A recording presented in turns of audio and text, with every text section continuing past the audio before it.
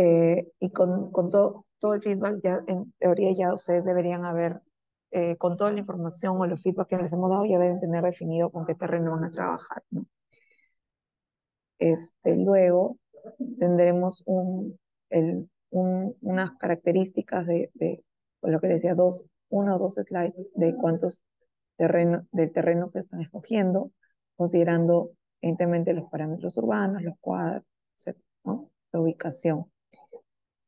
Eh, Luego el estudio de mercado, lo que conversábamos la semana pasada era, o bueno, en el último laboratorio, qué tan cercano, ¿no? Tu área de influencia directa e indirecta. Entonces, el área de influencia directa de nuestro proyecto lo definimos en función a la ubicación y un radio. Hay que definir un radio mínimo máximo de los proyectos, ¿no? Porque habían eh, presentaciones de ustedes y de sus compañeros en los que no estaba tan bien definido la distancia. Entonces tenías un proyecto que estaba inclusive en diferentes distritos, ¿no? Entonces, esos son factores o son parámetros variables a los que el, el valor que se les va a otorgar va a ser diferente, ¿no? Hay que tener en cuenta eso. El estudio de mercado, importante ver algo similar a eso, ¿no? La ubicación de dónde está mi terreno y aquí ubicar dónde están los otros proyectos. Luego, un resumen de lo que han obtenido, sobre todo del estudio de mercado. Es importante reconocer, eh, son dos cosas. Lo primero es qué ofrece la competencia y en función a eso, cuánto están cobrando por metro cuadrado. Y esto me va a permitir a mí definir mi producto. Entonces, es, si es que, por ejemplo, todos ofrecen laminados, acá hay un piso de madera, laminado, y acá está ofreciendo un piso de bambú. ¿Lo puedo ofrecer? Sí, lo puedo ofrecer, pero ya no vamos a considerar que nuestro precio va a variar respecto a los demás. Entonces, si los demás están vendiendo laminado con un precio de $2.000 el metro cuadrado, este, yo voy a ofrecer piso de bambú, pero ya no podré ofrecerlo o ya no necesariamente debería estar vinculado a ese costo, porque yo estoy dándole un valor agregado, así como por ejemplo el edificio de piso de madera, ¿no? Entonces, tener ese estudio de mercado me permite definir el producto que voy a ofrecer, porque si no, a mí va a pasar que un mal estudio de mercado lo que nos va a repercutir o donde nos va a llevar es si tenemos un mal estudio de mercado, lo que vamos a obtener es un mal diseño de producto, que a la larga se puede eh, reflejar en una baja de un ritmo de ventas muy bajo, ¿no? Entonces, es importante tener en cuenta estos detalles de acabados, áreas comunes. eh, si nuestras áreas comunes son más de lo que ofrece la competencia, ver cómo esto se va a compensar en nivel de costos, ¿no? También importante reconocer que eh, más allá de, si bien es cierto, acá están los pisos, es la cantidad de unidades inmobiliarias que puedo ofrecer, porque las áreas comunes los costos de las áreas comunes se van a amortizar dependiendo de la cantidad de unidades inmobiliarias. Por ejemplo, si yo tengo una piscina que me cuesta $50.000 con la construcción, en el hipotético caso, si solo tengo 10 unidades inmobiliarias, esos $50.000 los tengo que amortizar en 10. Entonces, cada uno tendrá que pagar dentro de su costo de unidad, su costo de venta de departamento, $5.000 más para amortizar esa piscina. Mientras que si tengo 120 departamentos, ya el costo va a ser la décima parte, $500, $250, etcétera, ¿no? Entonces, no va a golpear. El tema de las áreas comunes es que tu costo no golpee directamente o significativamente tu costo de venta, ¿no? Porque ahí también vas a tener, tu ritmo de venta va a bajar, porque ya si estás cobrando $5.000 más que la competencia para poder amortizar esa piscina, ¿no? Hasta ahí les quedó claro este tema del diseño de producto.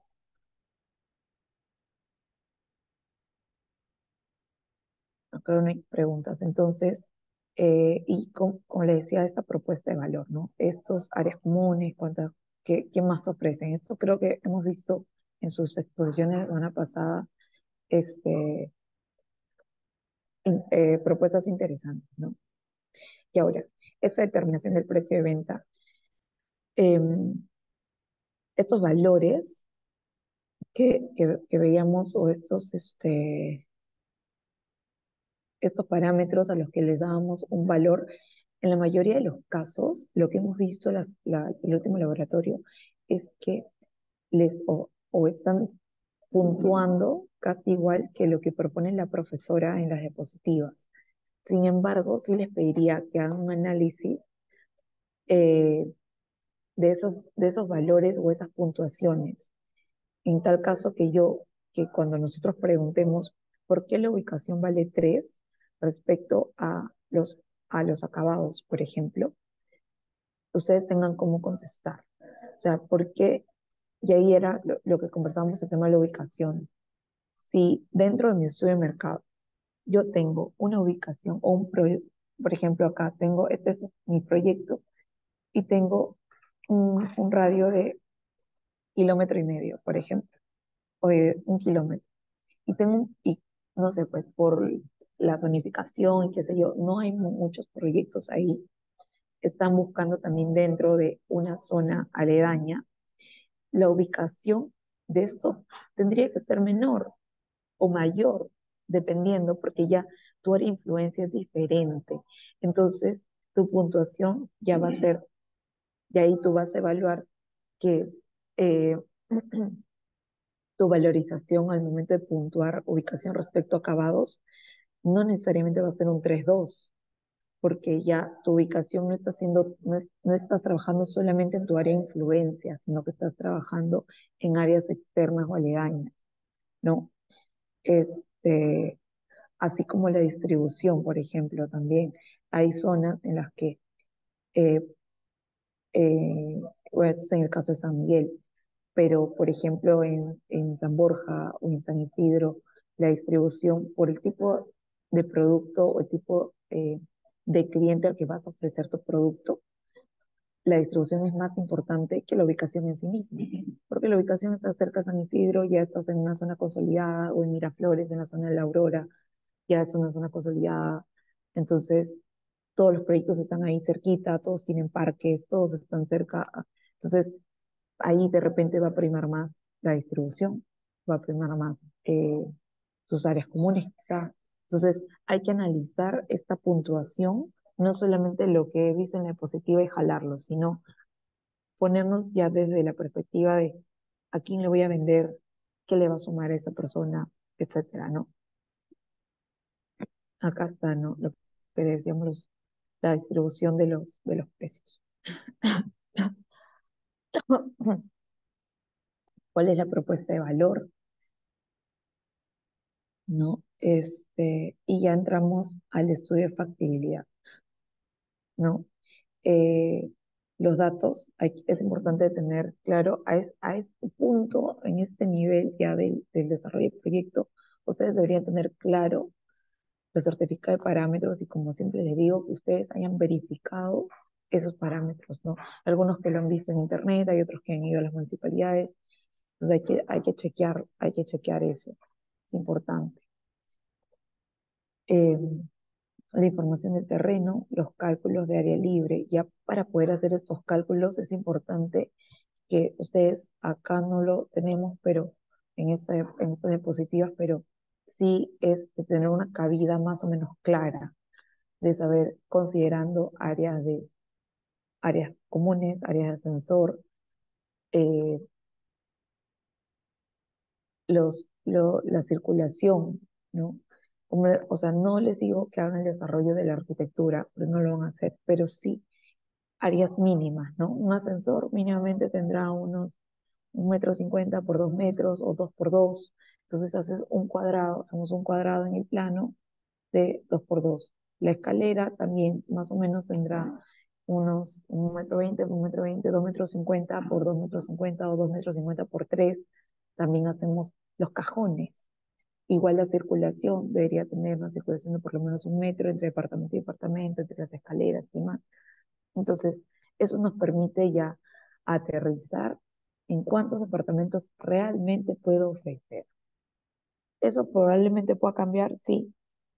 No es definitivo, sí, por eso se habla de una cabida, pero es importante tenerla porque puedes pasar en tu estudio de factibilidad haber evaluado con 3 departamentos porque en tu planta eran 250 metros cuadrados y dijiste, voy a vender departamentos de 70 y por la forma de tu terreno, en verdad no puedes poner 3, solamente vas a poder poner 2, ¿no? Entonces sí es importante que tengamos una cabida. Y cuando hablamos de cabida son cuadrados, rectángulos, formas, líneas. No es un desarrollo de arquitectura ni a nivel de anteproyecto y menos a nivel de proyecto. Y lo mismo en los estacionamientos. Creo que se los comenté a uno de ustedes en su presentación. Hay estacionamientos que hay que revisar la circulación, ¿no? De cuál va a ser el recorrido de los vehículos, porque es probable que pudieran haber ya recordé la observación que tuvimos con uno de ustedes, y el estacionamiento solamente estaban considerando el área menos el retiro, cuando en sótanos no hay retiro, entonces puedes usar todo el área de terreno. Entonces, eso te va a permitir que quizás puedas tener más estacionamientos, pero también igual revisemos la circulación de los vehículos, ubicaciones de cuántos estacionamientos, porque eso va a repercutir o influir en la cantidad de sótanos. Y eso es un valor importante en el momento de hacer nuestro cálculo de los costos, ¿no? Eh, la descripción del proyecto, el tiempo de ventas, que eso lo van a obtener de su análisis de oferta. Sí, Paolo, tienes una consulta. Sí, quería consultar acerca del retiro. ¿Ese retiro se mide de la calle de la pista o de lo que generalmente te dan en A ese ver, lado? creo que acá puedo, vamos a buscar la pizarra.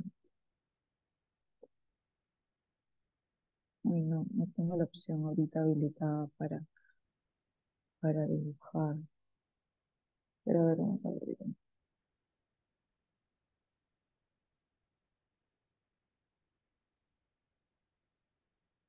A ver, nosotros tenemos un terreno, por ejemplo, lo voy a hacer irregular, para que lo vean.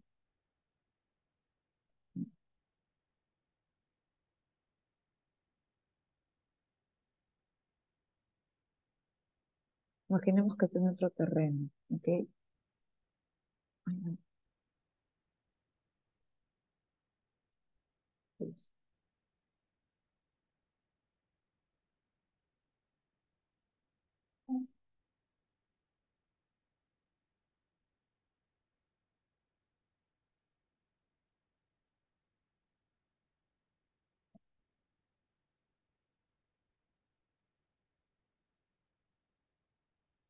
Entonces, imaginemos que este es nuestro terreno y yo voy a suponer que la vía es en este sentido. O sea, la vía está acá. Entonces, lo que te dice la municipalidad es, de la vía tienes que retirarte 3 metros, por ejemplo. Entonces, de aquí yo me retiro 3 metros. Entonces, y es 3 metros paralela a la vía, ¿no? Este, entonces, este es el área que llamamos el retiro. Aquí no puedes construir, pero esto es desde el nivel cero. Esto pongámosle que esto es mi nivel cero.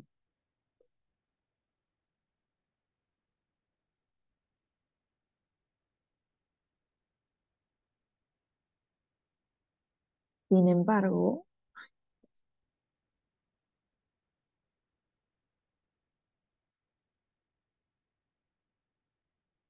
sin embargo, en mi nivel -1, por ejemplo, unos 120,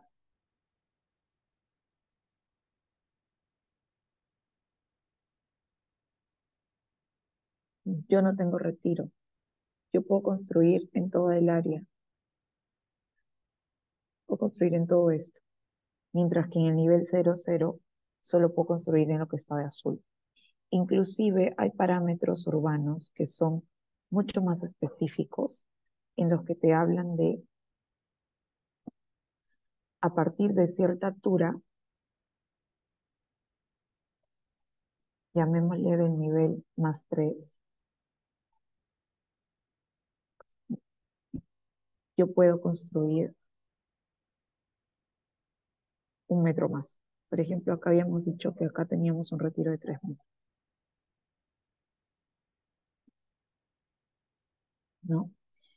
Y me dicen que a partir de cierta altura yo puedo construir, puedo adelantar 1 metro. Entonces aquí, a partir del segundo piso, mi restricción, ese también tu retiro, es de 2 metros. Pero toda esta información está en tus parámetros urbanos. Esto es poco común en multifamiliares, pero sí se da. Que te permiten ganarle 1 metro más, 50 centímetros, y que termina siendo en tu edificio este cachito que crece así, ¿no? Este pedacito que ganaste acá a partir de cierta altura. El objetivo del retiro es que la edificación no crezca desde el límite de propiedad y que se estrangule la zona pública. Entonces, como te dicen, necesito que hagas un retiro para que mi vía, que es esta de acá, se vea abierta, que esté amplia y no se estrangule. Entonces, como lo logras hasta cierta altura y le dicen, ya bueno, puedes crecer un poquito más. Pero eso también lo dicen los parámetros urbanos.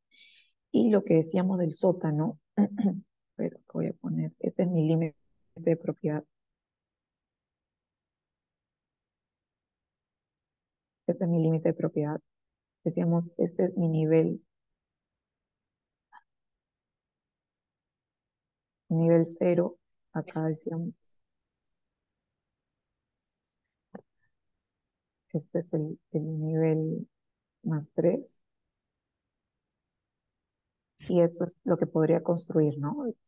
Y hacia el sótano, yo, mejor dicho, en los sótanos, yo puedo construir hasta aquí. Yo puedo construir todo esto. Entonces, cuando hagan su cabida, que era lo que yo les decía, la cabida no tiene que ser un diseño de arquitectura, como le digo, hacen cuadrados y pones acá cuadrados, un ascensor. Luego acá haces tu cuadrado de escalera, ¿no? Y ahí pones un pasillo de circulación y dices, ya, acá puedo hacer esto, ¿no? Eso lo pueden hacer en un CAD. Y ahí ya justifican porque que sí pueden hacer 3. Probablemente esto lo puedan optimizar inclusive, esto lo puedan optimizar inclusive más adelante en el desarrollo del proyecto, pero ya estás garantizando a tus inversionistas, a tu directorio, etcétera, que sí vas a poder llegar a esa meta, ¿no? Con la cabida. Entonces, como decíamos, en el sótano sí pueden construir todo este espacio. No sé si quedó claro el tema, la consulta sobre el retiro. No, y mi consulta era referida a la vereda. Si ese retiro de la vía que me mencionaba, ¿está la vereda incluida Sí, o me sí, retiro desde mi límite de propiedad? desde el límite de propiedad. Tú no sabes, Ok. acá puede haber vereda, puede haber pista, este es el límite de tu propiedad y desde aquí Ajá. es el retiro según lo que manda los parámetros. Ah, ok, perfecto. Gracias. Ok, ok. ¿Alguna otra consulta? Seguimos. Ok, entonces veíamos que esto es la información que nosotros obtenemos de nuestro análisis de oferta, ¿no? El precio, el tiempo de ventas, la velocidad de ventas. En el tipo de cambio, esto, si bien es cierto, como decía Geroli la semana pasada, es importante poner la fecha en una coyuntura como la nuestra, que es hay una variabilidad alta, o ha habido en todo caso, porque pareciera que ya se está estabilizando, es importante considerar un tipo de cambio estándar y o conservador, porque o una proyección, ¿no? O sea, ¿cuánto es lo que, por ejemplo, el banco central estima que va a estar el tipo de cambio el año? Ellos tienen proyecciones, entonces, más allá de trabajar, porque puede ser que hoy tenga 3,68 o 3,67 creo que está, pero la semana pasada estaba entre 7 y hace 2 semanas estaba entre 7,2. Entonces está bajando, pero a la siguiente, o sea, hay mucha incertidumbre que puede provocar que eso también pueda subir. Entonces es mejor trabajar con una proyección porque acuérdense que esa inversión que se va a hacer no es inmediata. Este tipo de proyecto tenemos para desarrollarlo en 3, 4 años. Entonces, es importante tener una proyección de tipo de cambio conservadora, ¿no? Y colocar de dónde estamos trabajando, con qué estamos trabajando para que tú sustentes. Y de esto, como le decíamos, es que tú vas a sustentar esto ante un directorio, ante un comité que va a evaluar la factibilidad, decir si voy a invertir esta cantidad de dinero o no. Entonces tú tienes que decirles a ellos, o plantear las cosas claras y decirles, voy a trabajar para esto y cuesta 370, el tipo de cambio es 3,7. Entonces el inversionista va a quedarse con ese número y va a decir, bueno, si yo lo quiero trabajar con 4, que es más conservador, entonces voy a tener que invertir tal cantidad de dólares, ¿no? Entonces, plantearle de dónde sale ese tipo de cambio y de cuánto es, ¿no? Em, las características que esto le decíamos sale de su cabida, el área a construir, tanto de sótanos, edificios, y cuánto es mi área vendible. Por eso es importante la cabida, porque si no, solamente vas a tratar de áreas vendibles con porcentajes y que en la práctica no sabes si se va a poder ejecutar esa cantidad o no. No, acá era lo que les decía. Las cabidas, eso es importante, de los sótanos del primer piso. Incluso creo que uno de ustedes mencionaba, el primer piso solo voy a tener un departamento porque tengo áreas comunes, ¿no? O en el segundo piso o en el último piso no voy a tener departamentos porque ahí va a estar la sala Zoom, el gimnasio, qué sé yo, ¿no? Entonces es importante ya empezar a aterrizar esas ideas o ese alcance. El área promedio, la cantidad. No pueden trabajarlo como área promedio, pueden trabajarlo también dos, no sé, pues 35 departamentos de 60 y 50 departamentos de 80, ¿no? Esto es, varía, lo pueden presentar así, lo pueden presentar con plantas típicas también, no hay problema. Ok. Luego, el costo de obra, ¿no? Eso era lo que yo le decía, los ratios, porque finalmente nosotros no vamos a trabajar en esta etapa del proyecto con un disgregado de voy a hacer 400 metros cúbicos de concreto para cimentaciones. No, acá vamos a decir, vamos a trabajar tantos metros cuadrados de construcción, tantos metros cuadrados de sótano y jalar ratios, nada más. Que acá, esto es lo que decíamos, ¿no? La factibilidad bueno, acá ellos han obtenido los costos de obra de un proyecto de una factibilidad del 2018. Y hay otro del 2019, que esto es de un proyecto que ellos tenían. O- entonces, ahí pueden comparar los costos, ¿no? Ya luego tenemos ya definido costo de obra, ¿no? Pues costo de obra, precio del terreno, que eso también ya lo tienen definido. Luego el desarrollo de las especialidades. Eh, Aquí el precio es más o menos estándar para proyectos típicos. Si nosotros nos vamos a proyectos que son más sofisticados porque van a estar diseñados para un sector A, un sector A más,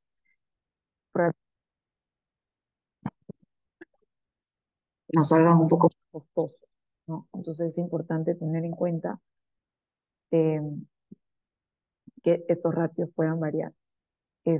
Así como si trabajas en proyectos masivos, ¿no? Por ejemplo, un edificio de los parques de Comas, los parques de Escarabellos, que hacen casi el mismo edificio 3, 4, 5, 10 veces. Entonces, el costo de diseño baja significativamente porque es como una plantilla que se va actualizando nada más de acuerdo, verificando el tipo de suelo, verificando alguna que otra, otro detalle adicional, pero el diseño es casi el mismo. Entonces ahí los costos bajan. En la mayoría, en los casos de ustedes, creo que la mayoría, creo que había uno en San Borja o Surco, ahí que quizás la arquitectura pueda ser un poco más sofisticada, pero de ahí en promedio son precios estándar. Luego, los costos de gestión, operación, los impuestos, que eso es una fórmula, eh, los prediales, la habitación urbana, si es que están en una zona que no tiene habilitación, o si es que ustedes saben de antemano que no tienen factibilidad de servicios, entonces tienen que hacer ahí alguna que otra obra adicional, ¿no? Los costos de anteproyecto de licencia, que, ¿verdad? Para nuestro análisis de factibilidad son porcentuales a un costo de obra, ¿no? Los gastos notariales, los gastos registrales, de numeración, igual, estos son, básicamente todo es formulado con respecto a unidades inmobiliarias y o costos de obra. Entonces, nuevamente, para poder nosotros seguir avanzando con la factibilidad es importante haber definido cuántas unidades inmobiliarias voy a tener y tener la certeza de que voy a poder hacer esa cantidad de unidades inmobiliarias, tanto como para más como para menos. Por ejemplo, vimos que si era para menos, nuestro costo de venta va a bajar. Si no llego a hacer 30 departamentos y paso a hacer solo 20, ¿no? Y si es al revés, si en verdad puedo hacer 40 departamentos en vez de 30, nuestro costo de unidad, nuestros costos registrales y de independización van a subir. No mucho probablemente, pero también suben, ¿no? Los gastos de ventas. Aquí igual trabajamos con un porcentaje, pero por ejemplo había un proyecto en el que el ritmo de ventas era bastante bajo. Se esperaba que fuese, creo que era 0,5 o 0,25 mensual. Entonces, si yo quiero que este ritmo de ventas mejore, voy a tener que hacer una campaña más agresiva a nivel de ventas y marketing. Entonces, en ese caso, probablemente ya no gaste 6%, sino que vaya a gastar un 10%. Pero ese porcentaje tiene que estar justificado, como se los estoy mencionando ahorita, ¿no? Que dicen, no, yo tengo proyectado que un ritmo de ventas normal voy a tener esto, yo no quiero eso, voy a tener que hacer estrategias más y justificar qué tipo de estrategias, ¿no? Por ejemplo, hay estrategias como, no sé, pues más flyers. No sé qué tanto eso puede ayudarte a mejorar. Va a ser un gasto mayor, sí, pero eso no necesariamente va a mejorar tu ritmo de ventas. Pero, por ejemplo, si sortean un carro entre los que compran, tu costo de ventas o tu gasto en ventas en marketing va a ser bastante significativo, va a aumentar significativamente, pero eso sí puede repercutir en conseguir el objetivo que te estás planteando, que es reducir o aumentar ese ritmo de ventas, ¿no? Luego la administración del proyecto, el gerenciamiento del proyecto, la supervisión del banco y la supervisión externa, ¿no? Que igual es porcentual, son valores más o menos estándares. En la postventa es similar, son gastos porcentuales respecto a números de unidades inmobiliarias o costo del proyecto. Los intereses de un préstamo, ¿no? Los gastos financieros. Y aquí también evaluar a quién vende tu producto. Normalmente la mayoría de proyectos inmobiliarios tienen este tipo de financiamiento o tienen este tipo de gasto financiero, debido a que para que puedan comprar tu cliente o claro, el cliente, tu, tu objetivo, va a necesitar un crédito hipotecario. Pero si, por ejemplo, vendes a un sector A más, probablemente no necesites un crédito hipotecario. Eh, pero eso son como acotaciones adicionales. Lo más probable es que en sus proyectos sí vayan a tener intereses de préstamo. Em, entonces, luego presentamos nuestra estructura de costos del proyecto y finalmente nuestros ingresos y egresos, ¿no? Los ingresos que vemos en función a las unidades inmobiliarias y los egresos en función a todo el detallado que hemos visto de obra, gastos indirectos, incluido terreno. Y veremos nuestra utilidad y nuestro margen, que eso también ya está formulado, ustedes lo han visto. Y en función bajo hecho, estos costos, idealmente deberíamos trabajarlos en un flujo de caja, que es lo que la profesora les ha subido para poder calcular. Hay indicadores económicos que solamente dependen de inversión, utilidad, inversión y, y costos, ¿no? Pero la mayoría de los indicadores económicos necesitan un parámetro que es el tiempo, ¿no? Como el VAR, el TIR, el ROE, etcétera. Entonces, estos indicadores, para poder yo obtener estos indicadores, necesito yo hacer un flujo de caja, saber cuánto tiempo me va a demorar, eh, cuánto tiempo voy a estar en venta, en postventa, cuánto tiempo me va a demorar acá en tema de ventas. Para eso yo necesito mi ritmo de ventas, para yo poder parametrizar y saber cuánto voy a vender mensualmente y eso que se refleja en números. Este, en el caso que mencionábamos del proyecto que tenía un ritmo de ventas de 0.25 según la oferta, el análisis de oferta, me justifican y me dicen, yo estimo o espero conseguir un ritmo de ventas de 0.75 con esa campaña de ventas, ya lo pueden ingresar aquí porque tienen un plan, una contingencia, ¿no? Si es que no tuvieran esto, este adicional, aquí lo que deberíamos ver es el ritmo, las ventas según el ritmo de ventas que tienen en su análisis de oferta. Ok, igual, acá analizar, ¿no? ¿Cuándo es que hago este tipo de estos pagos? El terreno tienes opciones, ¿no? Normalmente en este tipo de proyectos, eh, si el terreno es propio, el terreno es un gasto hundido del mes uno.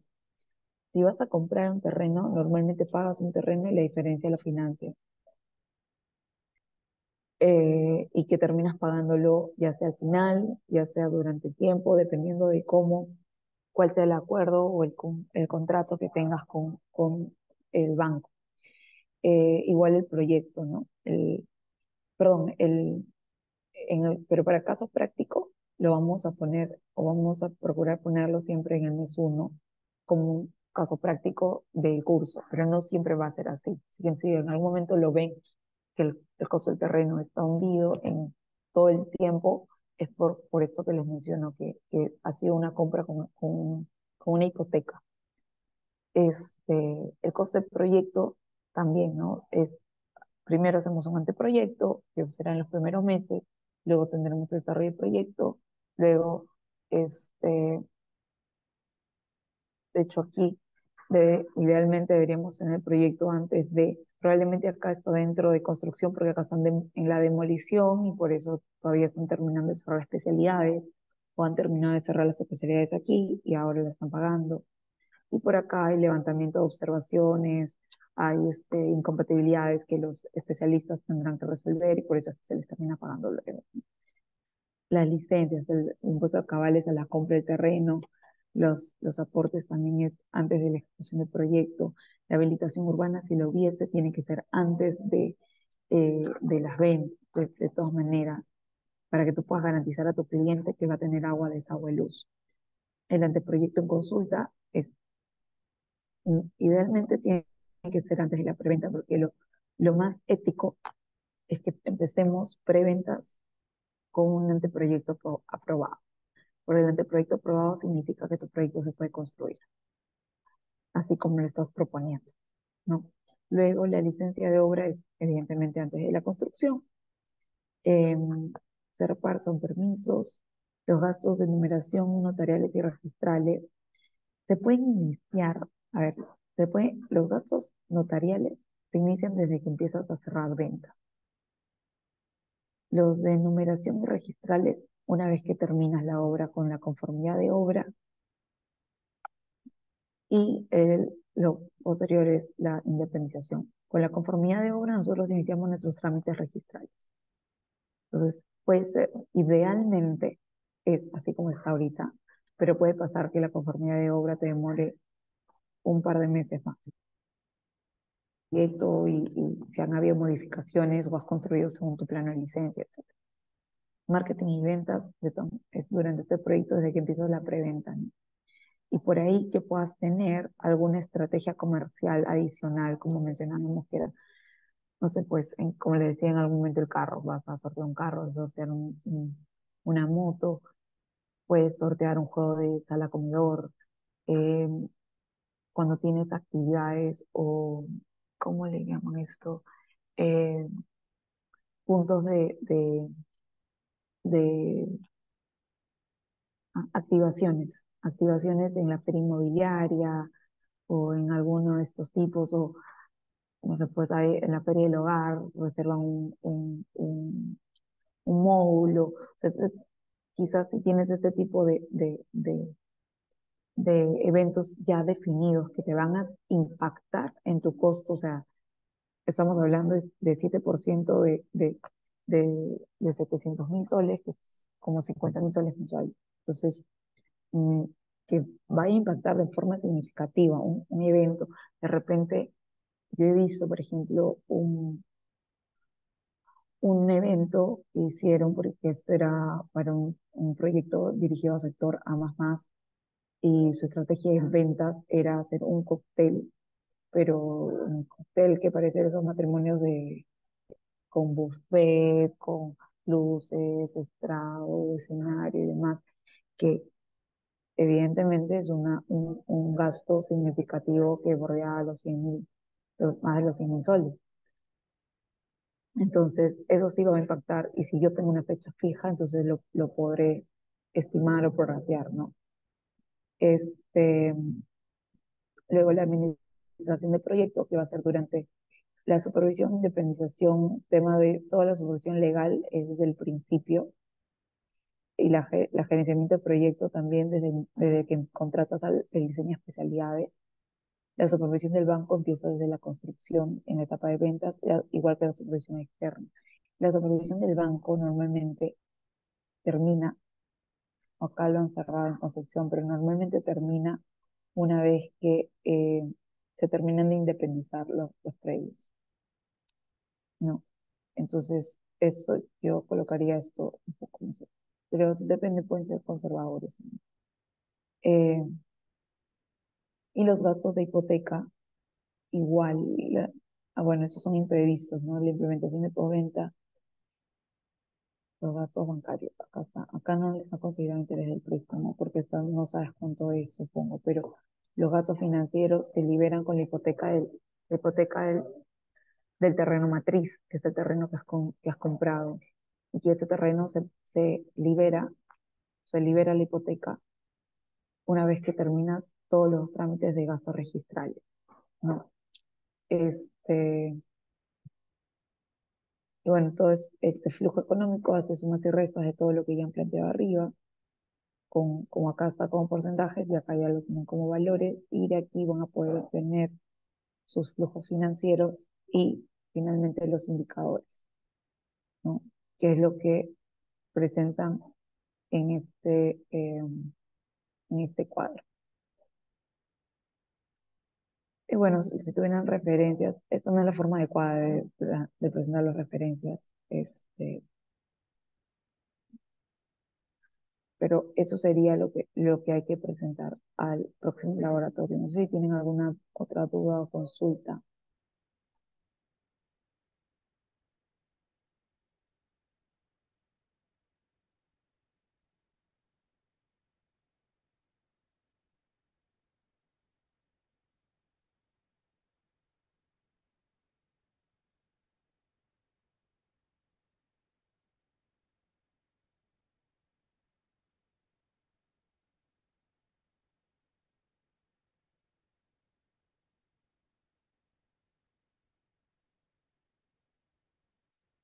¿Nadie tiene dudas al respecto?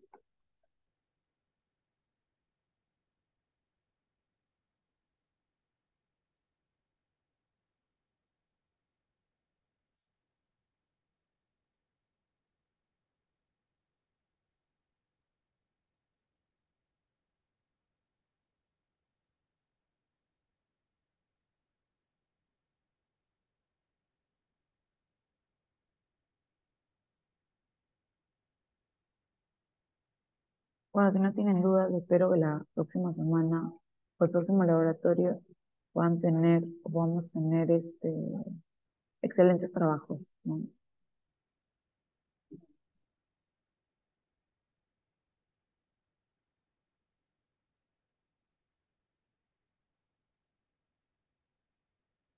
Muy bien. Entonces, em,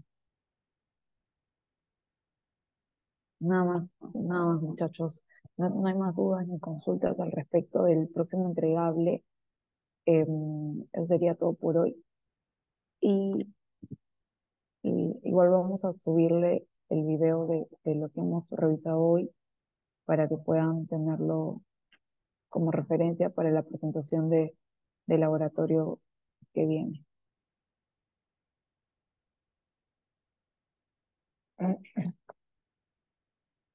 Igual vamos a crear un foro de consultas en Paideia para que si tienen alguna duda o algo puedan comentarnos ahí y ahí les vamos a ir respondiendo. Muchas gracias.